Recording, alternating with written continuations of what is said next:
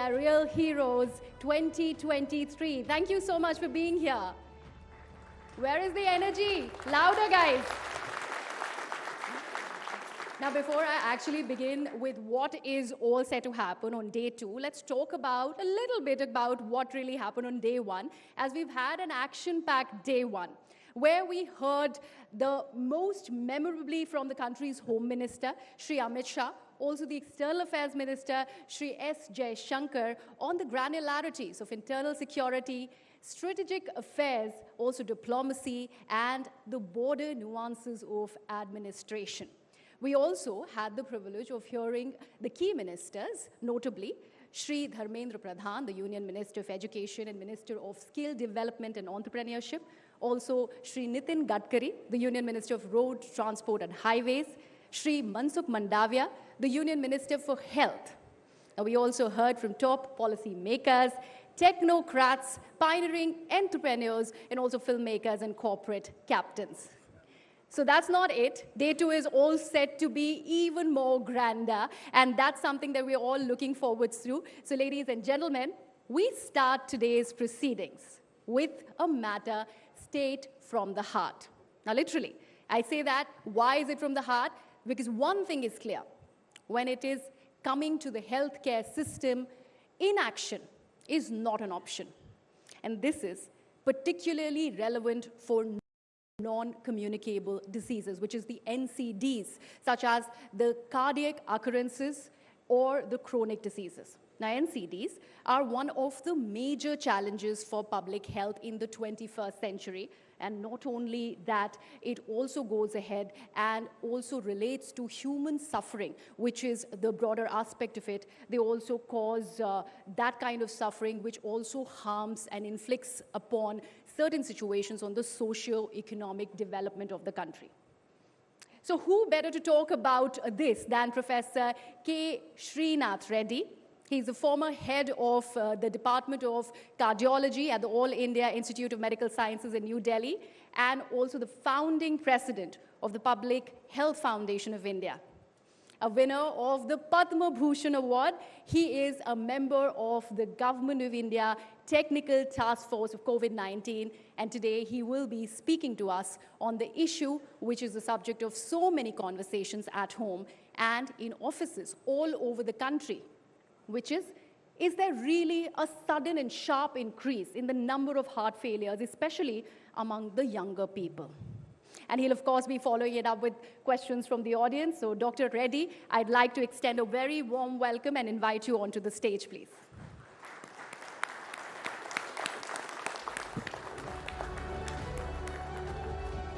Good morning.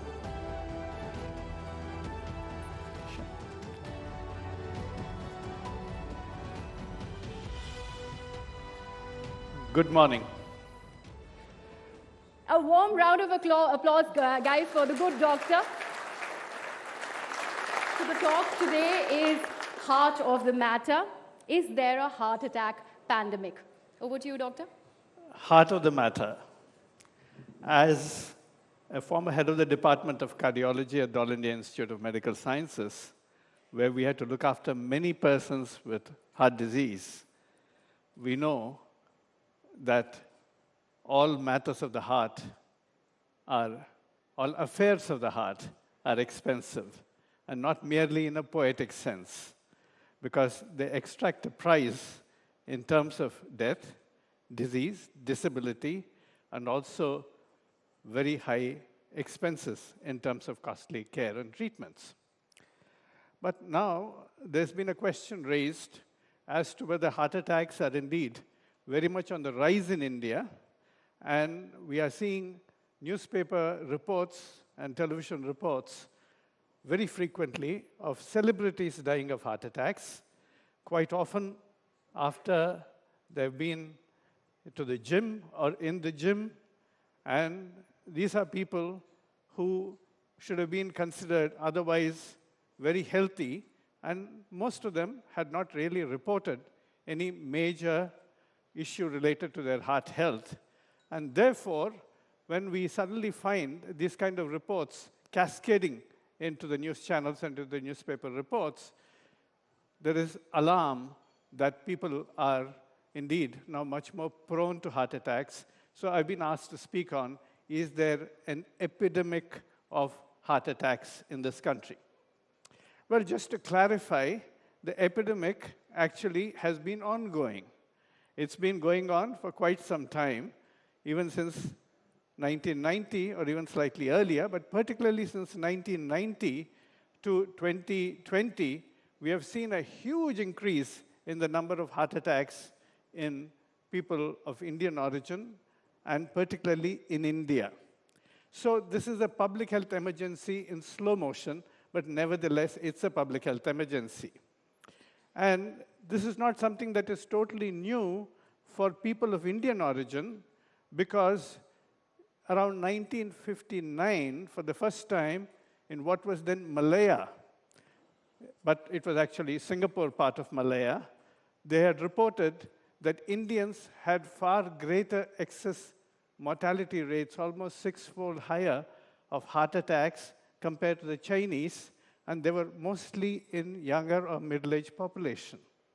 And then subsequently, we have seen reports cascading around the world, across the world, from different countries, the United Kingdom, the United States, Canada, Fiji, Malaysia, and also Mauritius and elsewhere too, where Indian migrants, whatever the time or climb of migration, from first generation to the third generation migrants, were all having excess risk of heart attacks and early heart attacks.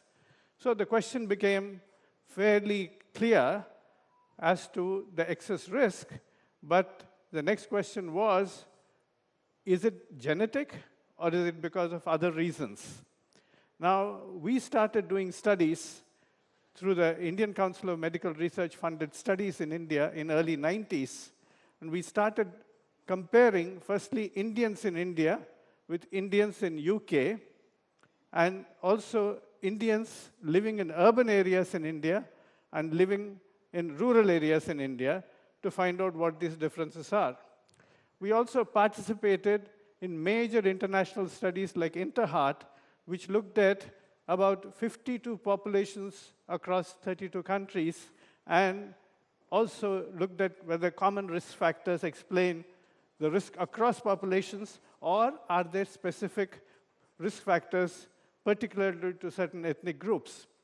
Now, it is very clear that InterHeart showed that there are 9 risk factors which are common globally to all populations, including to Indians. But the levels at which Indians manifest this risk is different. We actually start expressing our risk much more, in a sense, in a severe form, even at relatively lower levels of risk factors, whether it's blood pressure or whether it is LDL cholesterol or total cholesterol or so. So the question became, is it genetic, or is there some other predisposing factor which sort of identifies why these people are at excess risk? And that is getting precipitated by our living habits, which are changing quite rapidly with modernity. So when we looked at it, it was very clear that when you compare Indians living in the UK, for example, with Afro-Caribbeans and white Caucasians living in UK, things like diabetes, fairly high deposition of fat in the abdomen, and either what's called insulin resistance, and certain abnormalities in the fat, like low levels of the protective HDL cholesterol, these and high levels of triglycerides, these appear to be particularly common among Indians. But when we started looking at urban and rural comparisons in India, then it became very clear that the conventional risk factors like high blood pressure and smoking, obesity, and high levels of serum cholesterol, they appear to explain the risk between urban and rural Indians. Indeed, we also did a factory study in which we looked at factory workers in big cities of India who had migrated recently in 5 years or slightly earlier to urban areas and compared them with their siblings who had stayed back in rural areas. And there we found that within 5 years of urban migration, what we can call urban acculturation, every single risk factor went up in those who had come to the cities. Blood pressure, body weight, blood glucose, blood cholesterol, name it and you have it. So it is very clear that instead of blaming the genes we share, we perhaps should be looking at the genes we wear. Are we still fitting into last year's genes or not? And one of the things that is very clear now is this abdominal fat, which is deposited much more around the organs of the abdomen, is much more predictive of risk of both diabetes and heart attacks than what is conventionally measured as the body mass index, which is the ratio of weight to height. Because it's been found that people of Indian origin generally manifest risk at what is considered to be normal body mass index, fairly high risk. That is because body mass index only measures height and weight, doesn't explain whether the weight is because of bones, whether because of fat, or because of body fluids. What exactly is it? It doesn't explain very clearly. And muscle, mostly. So, on the other hand, now it is increasingly believed that a simple measure like what we can call waist to height ratio, just measure the waist circumference and the height, and if it is more than 50%, then you are at a high risk of diabetes, heart attacks, and this is a tailor-made measure for us, which we can easily have measured without difficulty. But then the question, of course, is, why is it that persons who appear to be fairly healthy are suddenly having heart attacks? Firstly, let me explain the difference between heart attack and angina. When blood vessels are diseased because of fat deposition, and there are blockages of 70% or more, that affects the flow of the blood. Particularly when you exercise and your body demands more blood and more oxygen, then the blockage actually prevents that extra blood from reaching the heart or reaching the muscles, and the heart actually has to strain much more. That is angina, which you get on effort. That's because of blockages of 70% or more. But heart attacks have a different pathology. You can get a heart attack with even a 30% block with a soft plaque. So if there is a soft plaque, which normally does not cause any problem, even on exercise, but if there is a condition which actually makes the plaque rupture, then the exposed surface of the fibrous fatty core of that plaque then gets exposed to the blood flowing in the blood vessel, and that triggers a huge clot that blocks the blood flow and causes a heart attack. And now, therefore, we have to understand what destabilizes the plaque.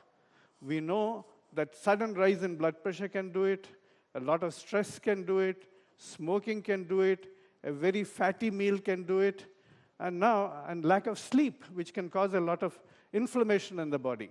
Now, inflammation is the key word, whether it is diabetes, or whether it is bad lipids, whether it's lack of sleep, whether it's stress, all of them ultimately cause inflammation in the body, and they break down the plaque, even if it may be small, but if it's a soft plaque and if it gets broken, then, so no wonder somebody seems to be very healthy, used to exercise, but has had a relatively sleepless night, goes and does vigorous exercise, and suddenly the plaque ruptures because of the extra adrenaline and catecholamines that are flowing in. And it is also very clear,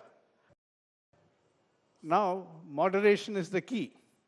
We have all been told that a lot of good exercise is wonderful, but recently a lot of data have come in that people who do very vigorous exercise very frequently are at greater risk of atherosclerosis. They have greater risk of cardiac rhythm abnormalities. Similarly, too high in HDL. HDL is supposed to be the protective cholesterol. But anybody who has more than 8 is actually at a higher risk of heart attacks. So better keep it above 45, preferably around 50, but certainly not above 80. Similarly, LDL is supposed to be the bad cholesterol.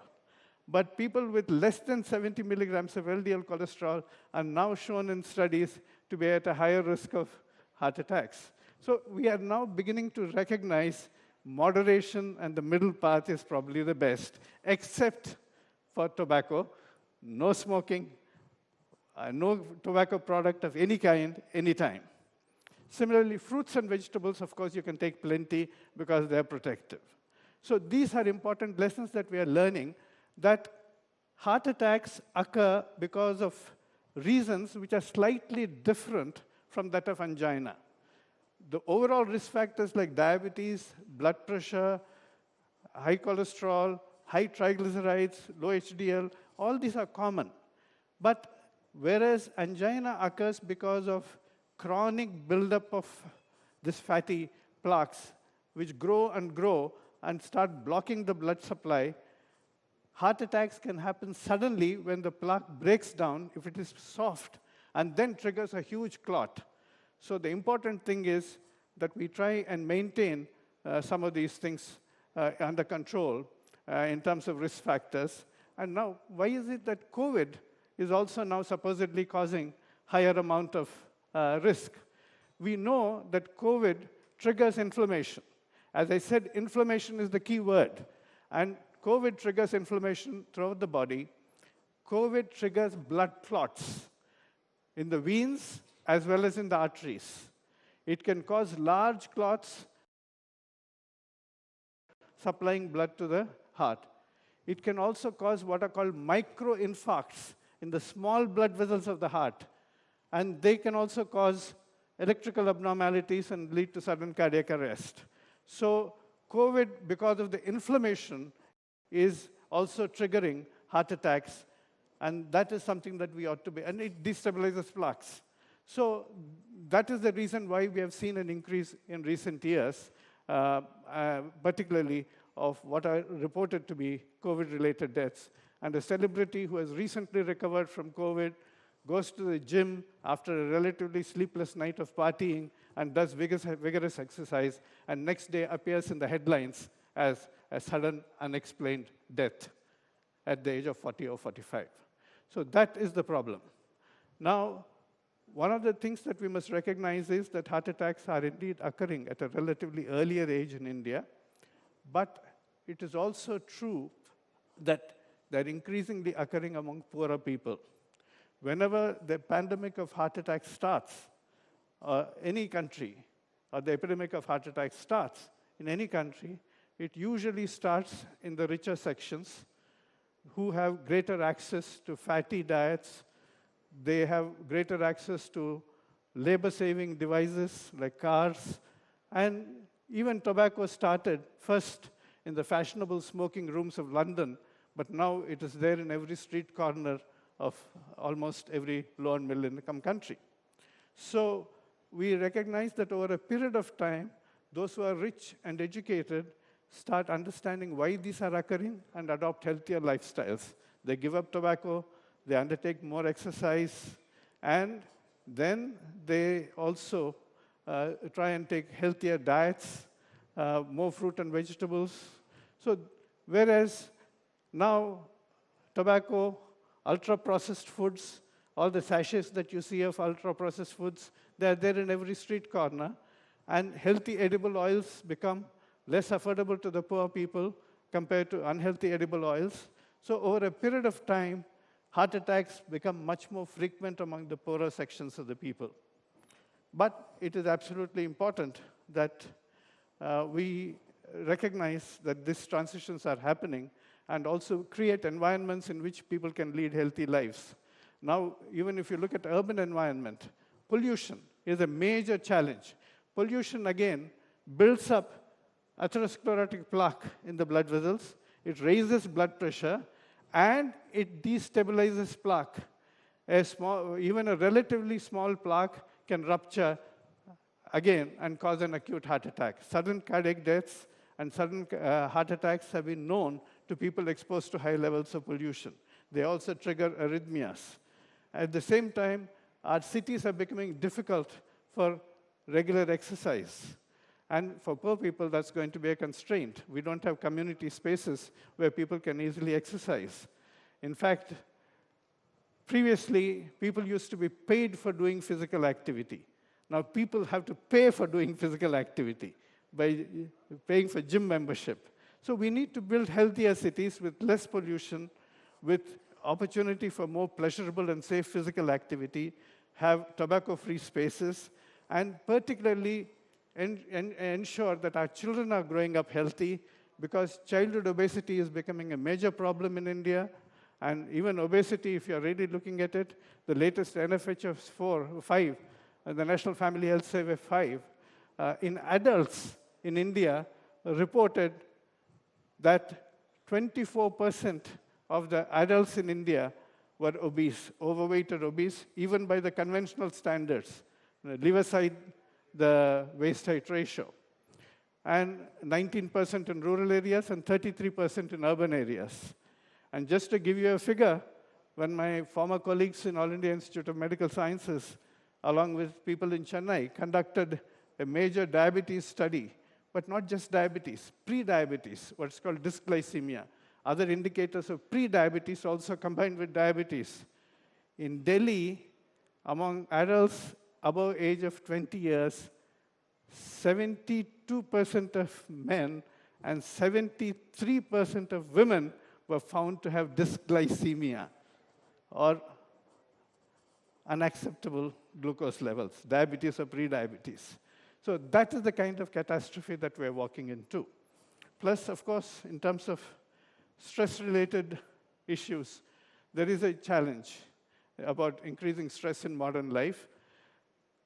Stress is actually a protective phenomenon to some extent, because we do need a certain amount of stress, particularly when there are emergencies. Acute stress is required. If you're walking on the street and suddenly a DTC bus rushes at you, you can't say, "Ki farak panda," right? So there is a certain amount of stress that saves you. You have to jump up and protect yourself. So stress is protective. But too much of stress, particularly chronic stress, and particularly situations where you have very little control of how to manage the stress, that actually continues to create inflammation, erode the organs of your body, especially blood vessels, and create atherosclerosis as well as rupture soft plaques. So in terms of stress, just remember this. Stress is like a musical string instrument. If your strings are too lax, they don't make good music. If your strings are too taut, they don't make good music. So just the right amount of stress is what is optimal for us. So I think there are a number of ways in which Indians can protect themselves in very many ways. But some of the things that we must recognize is that even when we are talking about blood tests or blood pressure or blood glucose, any of these, we do recognize that most of them operate in a moderate band, neither too low or too high. And it is important for us to maintain that moderation, even in terms of physical exercise, etc. And then we will be able to avoid the heart attacks. But indeed, heart attacks are rising in this country, and they're affecting people across all social classes, in all parts of India.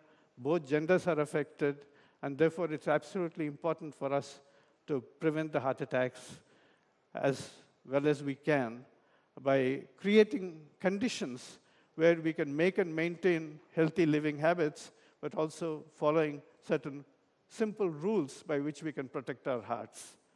Thank you very much. So any questions? I'll be happy to take some questions. Aman there from News18 India. Yeah. Dr. Saab, we are used to having annual preventive health checkups.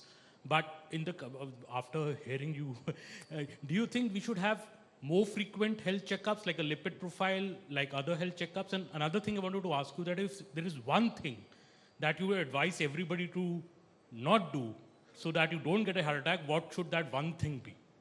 Okay. You should not expose yourself to tobacco actively or passively. That's a critical element. But the second element about your health checkups, I believe that health checkups are useful, but quite often they can be misleading if they do not give you an overall evaluation. Risk is never usually predicated on a single risk factor. Of course, if you have got a very high blood pressure, 210 by 130, then of course you're in trouble because of that. But mostly it is moderate elevations of many risk factors which together create the situation of a heart attack. Slightly elevated blood glucose, slightly elevated LDL cholesterol, slightly depressed HDL cholesterol. These are the various things that combine. So it's important for you to recognize that you have to modify all of them in general. The second thing is people with even a so-called seemingly normal cholesterol can get heart attacks because it is not just the ratio of HDL to LDL that matters. In LDL itself, there is a thing called small dells LDL, which is much more atherogenic than the big buoyant LDL. And people with diabetes, people with pre-diabetes, and many Indians, unfortunately, tend to have high levels of small dense LDL fraction. And that causes a problem. Now, this is not usually measured, even in your executive checkups. Now, how does one do it? Because it's expensive. So there is a ratio of triglyceride to HDL, which ideally you should be keeping it below 3:1, preferably below 2:1, but above 3:1 sort of spells danger. So these are some of the things that you must learn to recognize. Next. Okay, I believe we have one more question. Yes, the gentleman in the gray suit. Yeah, I'm Major General Sanjay Soi. Thank you so much for wonderful talk. Just a couple of things. In spite of maintaining good diet, at times, and like one doesn't have diabetic, one is not high blood pressure, but still gets a lot of very high cholesterol. Is there anything hereditary to do with it? Will the DNA test help in selecting the diet? Yes. Actually, there is a hereditary component to many of these things, but the actual genetic component explains only less than 10%, all put together. However, in some group of people, familial hypercholesterolemia, there is a very clear-cut genetic predisposition. And there are a number of drugs that have been developed now which can significantly reduce that, the PCSK9 inhibitors, which are very useful. But they also act in others with elevated cholesterol. And more importantly, now they're showing that they are having a remarkable effect in reducing the risk of heart attacks. So they're being used quite effectively for diabetes and also for dyslipidemia now. They're being used in combination. So it's being the PCSK9, particularly for familial hypercholesterolemia. Doctor, I am Major Mohammed Ali Shah. Just hang on. We'll just hand over the mic to you, sir. Sure. Yeah.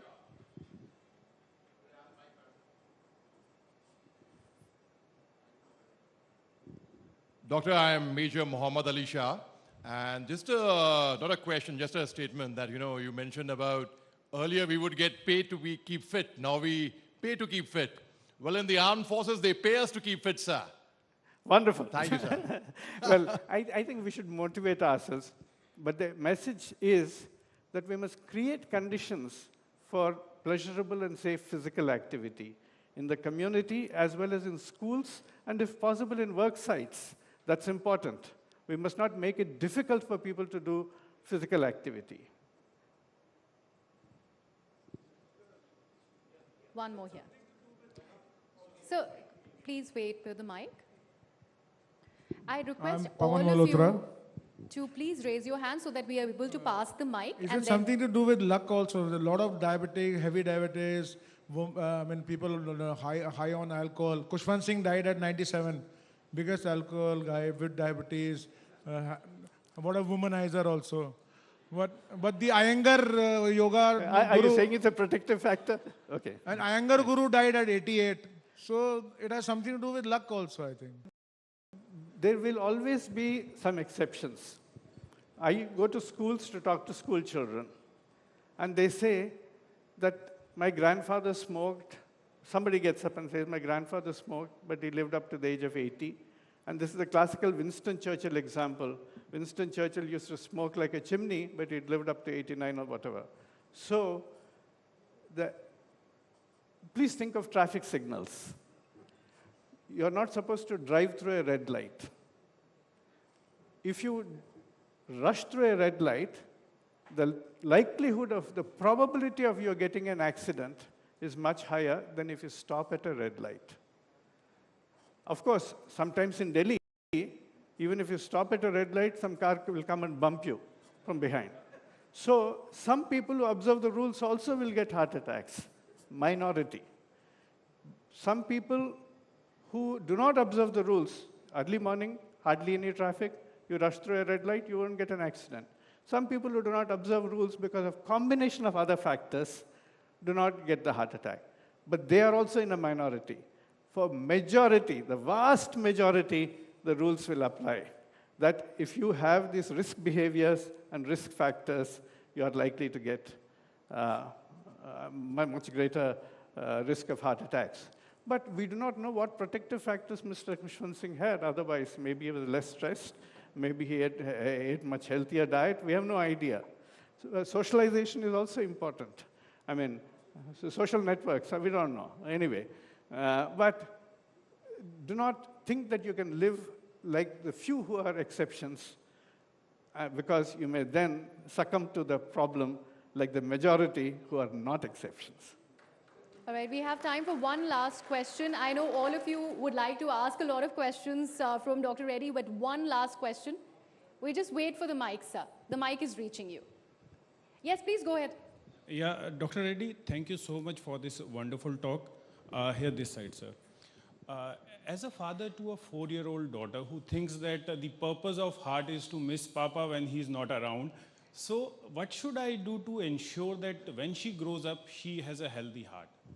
So basically, women are better protected against heart attacks than men, up to menopause or even some years after menopause. That's because of various hormones, female sex hormones, and their HDL cholesterol levels are generally higher than that of men. So however, that protection disappears in women who smoke, women who take contraceptive pills regularly, and women who are diabetic, women who are obese. So best thing for you to tell her is to eat a good diet and be physically active, and certainly not marry a smoker. All right, Doctor, I'd now like to take a liberty to ask a question of you. Doctor, if you allow me. Dr. Reddy. Yes, ma'am. Okay, since you mentioned about women having less heart attacks, we've just had a recent example of an actor who's very, very fit, Sushmita Sen, and the fact that there's a lot of misinformation on social media, especially to do with the vaccines. They say people who are now vaccinated are getting early heart attacks. How does one cull all of that misinformation? And then of course, when you have celebrity cases like a Sushmita, like a Siddharth Shukla, how does one deal with it? Well, as far as vaccines are concerned, currently there is a fair amount of work going on in the UK as well as in the US to see whether some of the vaccines they have used have been responsible for heart problems. Some of them have been responsible for myocarditis, that is inflammation of the heart muscle, not so much heart attacks as such. Even there, people who have had COVID have had a greater occurrence of myocarditis than people who have received vaccines, but definitely myocarditis is known. But it's also known that the AstraZeneca vaccine and those kind of vaccines, the virus vector vaccines, also in some cases, again a small minority of cases, have resulted in venous and arterial thrombosis, so they can form clots.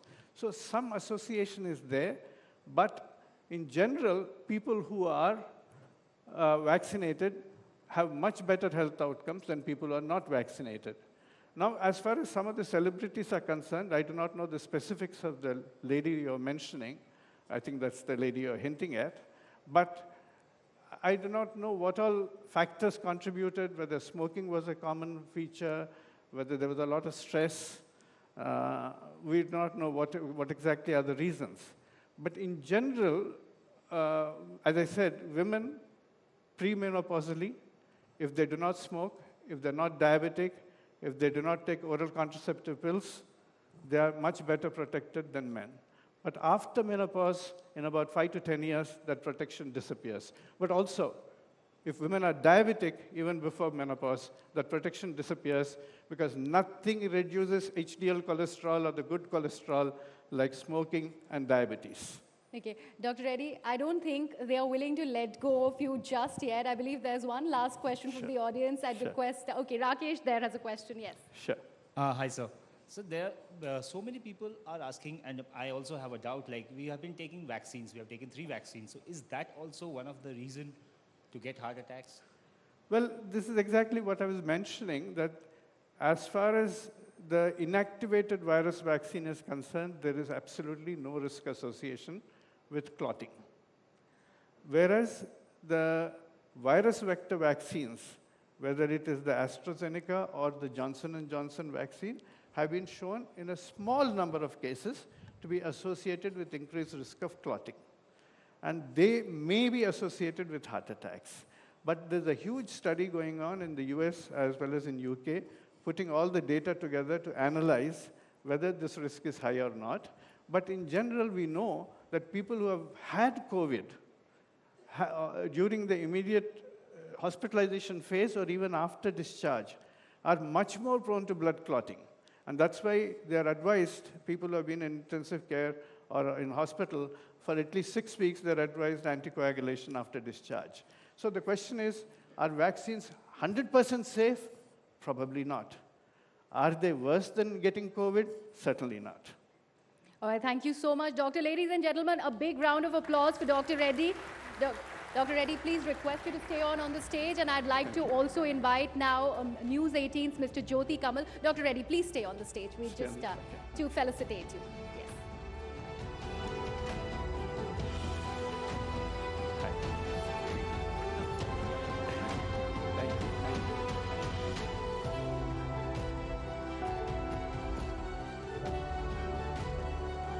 Big round of applause, ladies and gentlemen, for Dr. Srinath Reddy.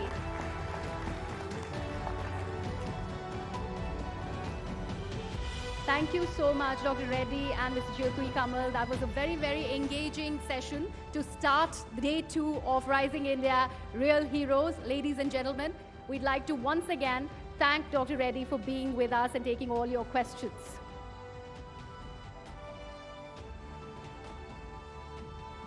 So I hope that you enjoyed the session. Can we have more engagement like you were all engaged and ineptly listening to what Dr. Reddy was saying? Did you enjoy the session? In rapt attention, all of you. Okay, that's quite an engaging audience. I believe you had all your questions answered. If not, then you can actually go and get in touch with Dr. Reddy backstage. Hound him. Are they allowed to do that? Dr. Reddy, I'll take his reactions slightly later, but thank you so much for being such an engaging audience. And it would be really, really lovely if we have this kind of engagement flowing in through the day, because we're talking about real heroes like Dr. Srinath Reddy, who we've just heard from. That was such a super enriching session and something that really, really matters to each one of us. Now, ladies and gentlemen, our next session is with a leader who has held a range of important jobs, from the Chief Minister of Uttar Pradesh to the BJP President, to the Union Home Minister, and now India's Defense Minister. He holds the key to India's safety. His experience and administrative skills have ensured that millions of Indians sleep easy at night, and they are able to be very, very secure in the knowledge that terrorism is being fought and our borders are protected with a blend of intelligence, and determination. On that note, I'd like to welcome onto the stage Sri Rajnath Singh, Minister of Defence, to deliver a very special address.